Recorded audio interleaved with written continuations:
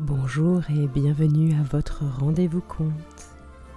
Aujourd'hui, la 4e et dernière partie du Petit Prince d'Antoine de Saint-Exupéry. Installez-vous confortablement, votre conte commence.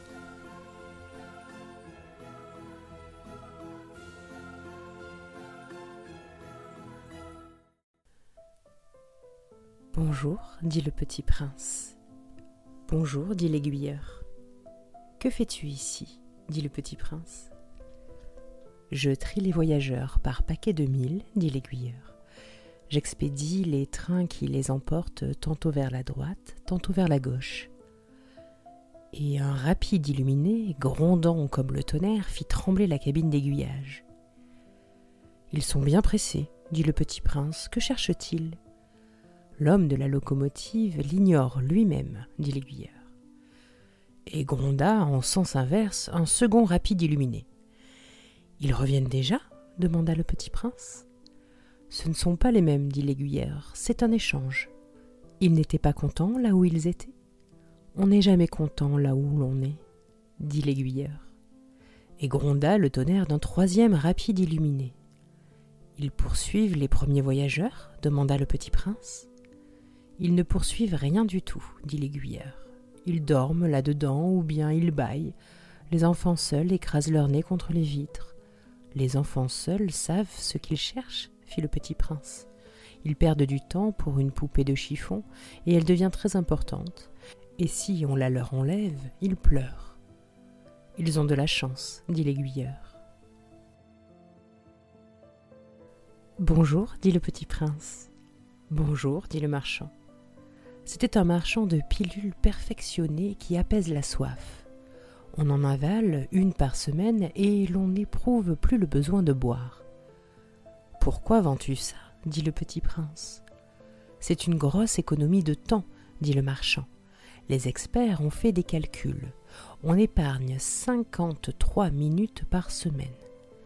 Et que fait-on de ces 53 minutes ? On en fait ce qu'on veut. Moi, se dit le petit prince, si j'avais 53 minutes à dépenser, je marcherais tout doucement vers une fontaine.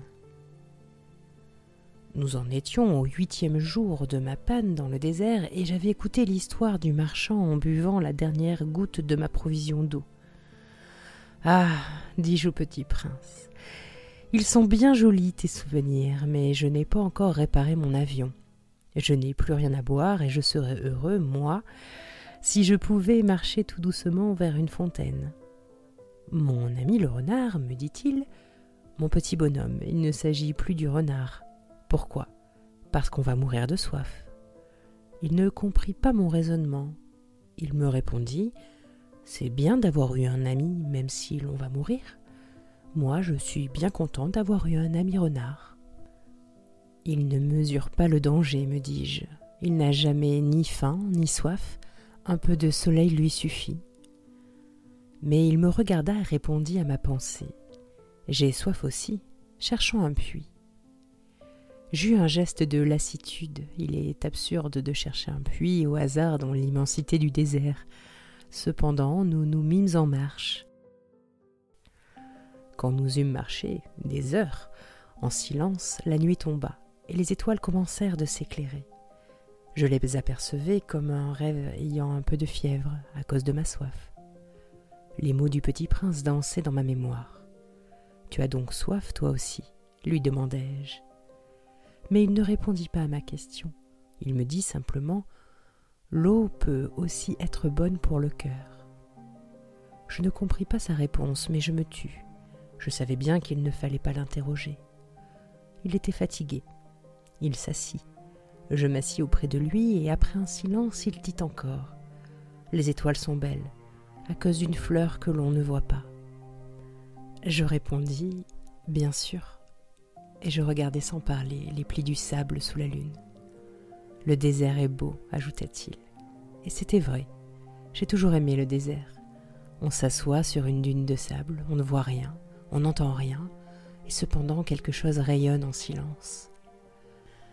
Ce qui embellit le désert, dit le petit prince, c'est qu'il cache un puits quelque part. Je fus surpris de comprendre soudain ce mystérieux rayonnement du sable. Lorsque j'étais petit garçon, j'habitais une maison ancienne, et la légende racontait qu'un trésor y était enfoui. Bien sûr, jamais personne n'a su le découvrir, ni peut-être même ne l'a cherché. Mais il enchantait toute cette maison. Ma maison cachait un secret au fond de son cœur. Oui, dis-je au petit prince, qu'il s'agisse de la maison, des étoiles ou du désert, ce qui fait leur beauté est invisible. Je suis content, dit-il, que tu sois d'accord avec mon renard. Comme le petit prince s'endormait, je le pris dans mes bras et me remis en route. J'étais ému. Il me semblait porter un trésor fragile. Il me semblait même qu'il n'y eût rien de plus fragile sur la terre. Je regardais à la lumière de la lune ce front pâle, ses yeux clos, ces mèches de cheveux qui tremblaient au vent, et je me disais « Ce que je vois là n'est qu'une écorce, le plus important est invisible. » Comme ses lèvres entr'ouvertes ébauchaient un demi-sourire, je me dis encore « Ce qui m'émeut si fort de ce petit prince endormi, c'est sa fidélité pour une fleur. C'est l'image d'une rose qui rayonne en lui comme la flamme d'une lampe, même quand il dort. Et je le devinais plus fragile encore. Il faut bien protéger les lampes. Un coup de vent peut les éteindre. Et, marchant ainsi, je découvris le puits au lever du jour. Les hommes, dit le petit prince, ils s'enfournent dans les rapides, mais ils ne savent plus ce qu'ils cherchent. Alors ils s'agitent et tournent en rond. Et il ajouta « Ce n'est pas la peine. » Le puits que nous avions atteint ne ressemblait pas aux puits sahariens. Les puits sahariens sont de simples trous creusés dans le sable. Celui-là ressemblait à un puits de village. Mais il n'y avait là aucun village, et je croyais rêver. « C'est étrange, dis-je au petit prince. Tout est prêt, la poulie, le seau et la corde. » Il rit, toucha la corde, fit jouer la poulie, et la poulie gémit comme gémit une vieille girouette quand le vent a longtemps dormi. « Tu entends, dit le petit prince, nous réveillons ce puits et il chante. » Je ne voulais pas qu'il fît un effort. « Laisse-moi faire, lui dis-je, c'est trop lourd pour toi. » Lentement, je hissai le seau jusqu'à la margelle, et l'y installai bien d'aplomb. Dans mes oreilles durait le chant de la poulie, et dans l'eau, qui tremblait encore, je voyais trembler le soleil. « J'ai soif de cette eau-là, dit le petit prince, donne-moi à boire. » Et je compris ce qu'il avait cherché. Je soulevai le seau jusqu'à ses lèvres, il but, les yeux fermés. C'était doux comme une fête. Cette eau était bien autre chose qu'un aliment. Elle était née de la marche sous les étoiles, du chant de la poulie, de l'effort de mes bras. Elle était bonne pour le cœur, comme un cadeau. Lorsque j'étais petit garçon, la lumière de l'arbre de Noël, la musique de la messe de minuit, la douceur des sourires faisaient ainsi tout le rayonnement du cadeau de Noël que je recevais. Les hommes de chez toi, dit le petit prince, cultivent 5000 roses dans un même jardin. Et ils n'y trouvent pas ce qu'ils cherchent. Ils ne le trouvent pas, répondis-je. Et cependant, ce qu'ils cherchent pourrait être trouvé dans une seule rose ou un peu d'eau. Bien sûr, répondis-je. Et le petit prince ajouta, mais les yeux sont aveugles, il faut chercher avec le cœur. J'avais bu, je respirais bien, le sable au lever du jour et couleur de miel. J'étais heureux aussi de cette couleur de miel. Pourquoi fallait-il que j'eusse de la peine ? Il faut que tu tiennes ta promesse, me dit doucement le petit prince, qui, de nouveau, s'était assis auprès de moi. Quelle promesse ? Tu sais, une muselière pour mon mouton. Je suis responsable de cette fleur. Je sortis de ma poche mes ébauches de dessin. Le petit prince les aperçut et dit en riant « Tes baobabs, ils ressemblent un peu à des choux. »« Oh, moi qui étais si fière des baobabs. Ton renard, ses oreilles, elles ressemblent un peu à des cornes et elles sont trop longues. » Et il rit encore. « Tu es injuste, petit bonhomme, je ne savais rien dessiner que les boas fermés et les boas ouverts. »« Oh, ça ira, dit-il, les enfants savent. » Je crayonnai donc une muselière et j'eus le cœur serré en la lui donnant. « Tu as des projets que j'ignore ?» Mais il ne me répondit pas. Il me dit « Tu sais, ma chute sur la terre, c'en sera demain l'anniversaire. » Puis, après un silence, il dit encore « Et j'étais tombée tout près d'ici. » Et il rougit. Et de nouveau, sans comprendre pourquoi, j'éprouvais un chagrin bizarre. Cependant, une question me vint. Alors, ce n'est pas par hasard que le matin où je t'ai connu, il y a 8 jours, tu te promenais comme ça, tout seul, à 1000 milles de toutes les régions habitées? Tu retournais vers le point de ta chute? Le petit prince rougit encore, et j'ajoutai en hésitant, à cause peut-être de l'anniversaire? Le petit prince rougit de nouveau. Il ne répondait jamais aux questions, mais quand on rougit, ça signifie oui, n'est-ce pas? Ah, lui dis-je, j'ai peur. Mais il me répondit, tu dois maintenant travailler, tu dois repartir vers ta machine. Je t'attends ici. Reviens demain soir. Mais je n'étais pas rassurée, je me souvenais du renard. On risque de pleurer un peu si l'on s'est laissé apprivoiser. Il y avait à côté du puits une ruine de vieux murs de pierre. Lorsque je revins de mon travail le lendemain soir, j'aperçus de loin mon petit prince assis là-haut, les jambes pendantes. Et je l'entendis qui parlait. « Tu ne t'en souviens donc pas, disait-il. Ce n'est pas tout à fait ici. » Une autre voix lui répondit sans doute puisqu'il répliqua « Si, c'est bien le jour, mais ce n'est pas ici l'endroit. » Je poursuivis ma marche vers le mur, je ne voyais ni n'entendais toujours personne. Pourtant le petit prince répliqua de nouveau. « Bien sûr, tu verras où commence ma trace dans le sable. Tu n'as qu'à m'y attendre, j'y serai cette nuit. » J'étais à 20 mètres du mur et je ne voyais toujours rien. Le petit prince dit encore après un silence. « Tu as de bons venins, tu es sûr de ne pas me faire souffrir longtemps ?» Je fis halte, le cœur serré, mais je ne comprenais toujours pas.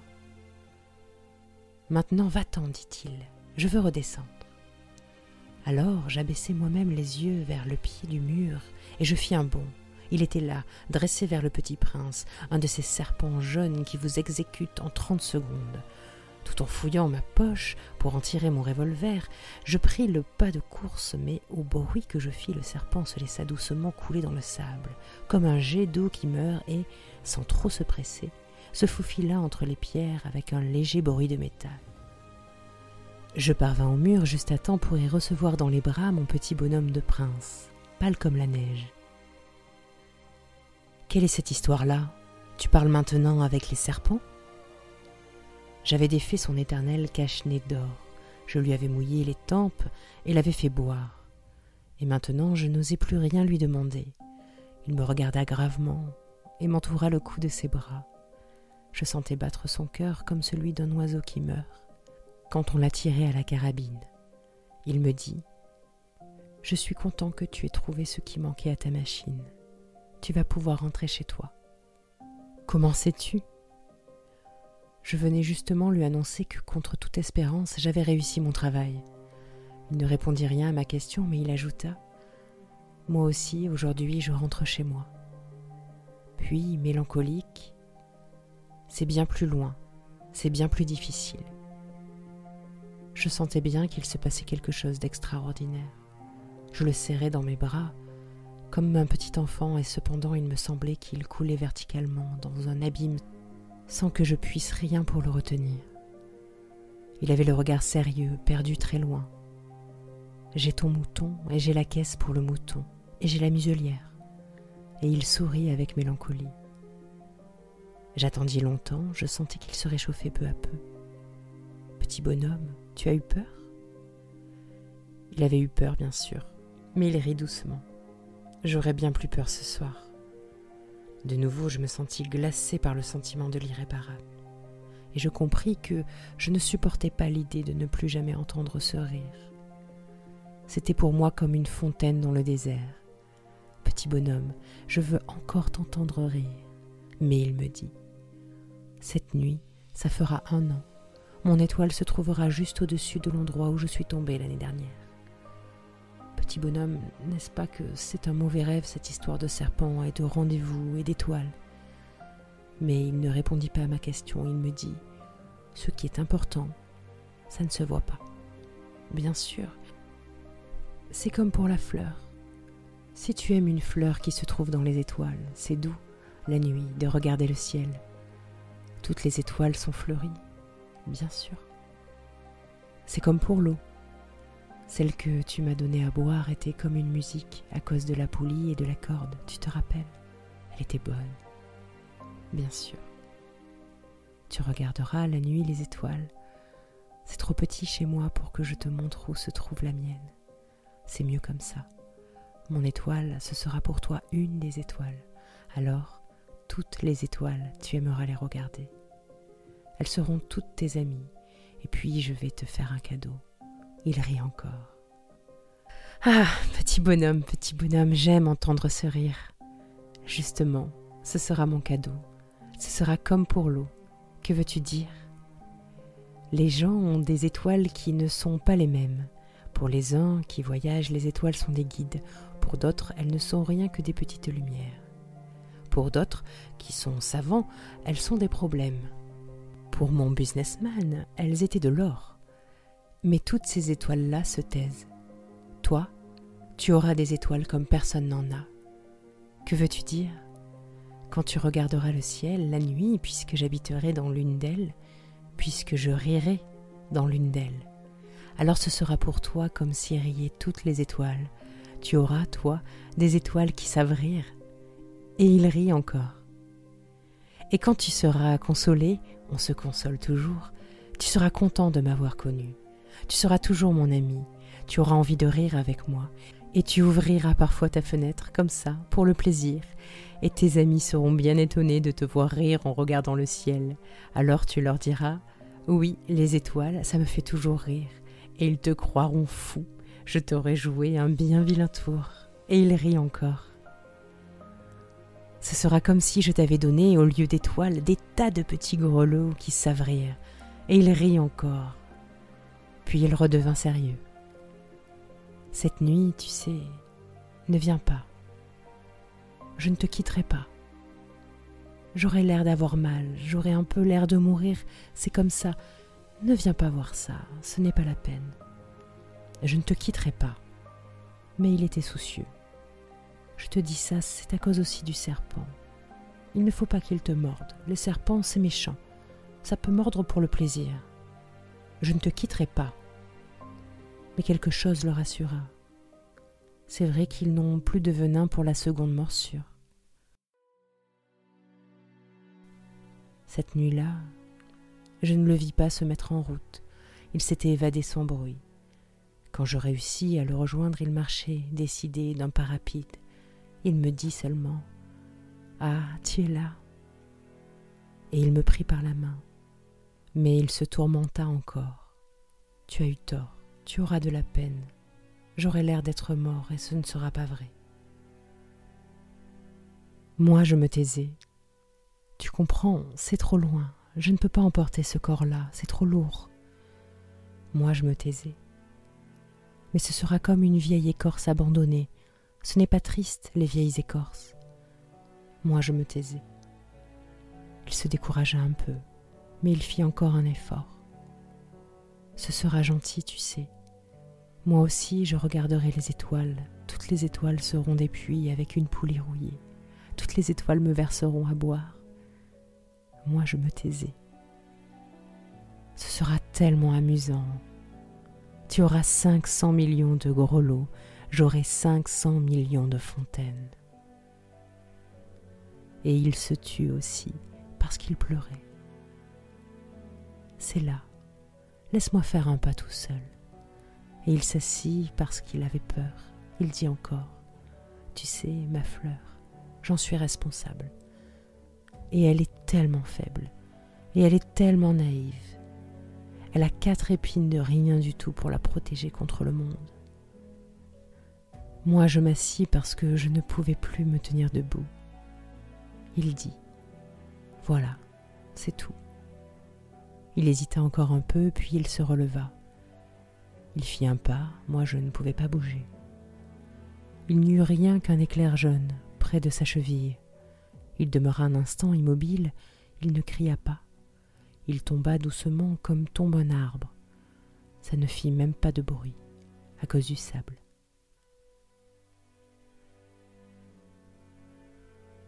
Et maintenant, bien sûr, ça fait 6 ans déjà.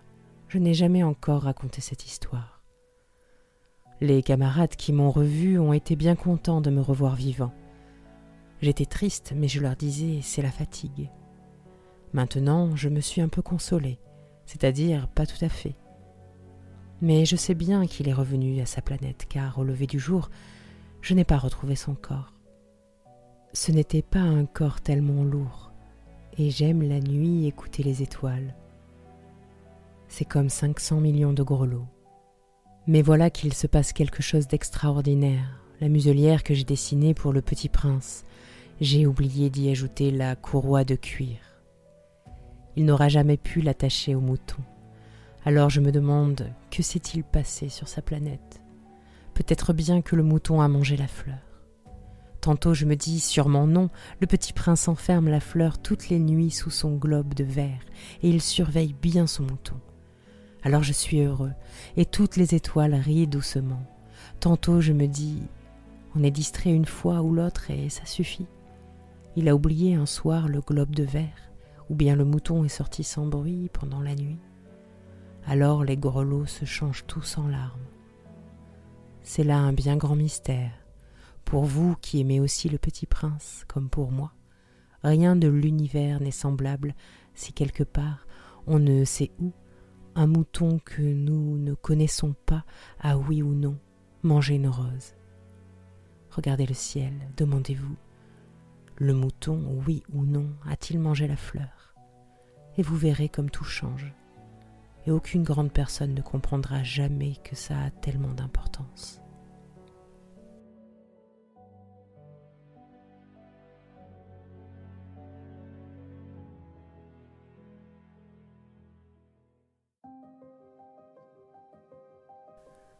Ça c'est, pour moi, le plus beau et le plus triste paysage du monde.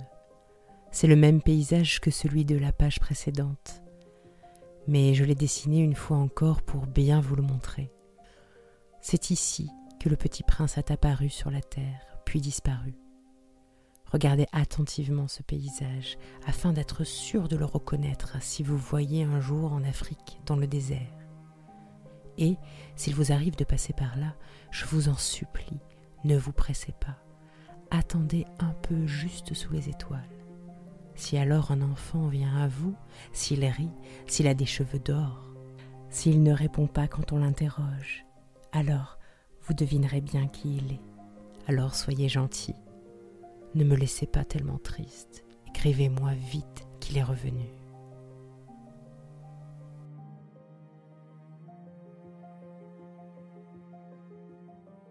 C'était votre rendez-vous conte avec Elzira.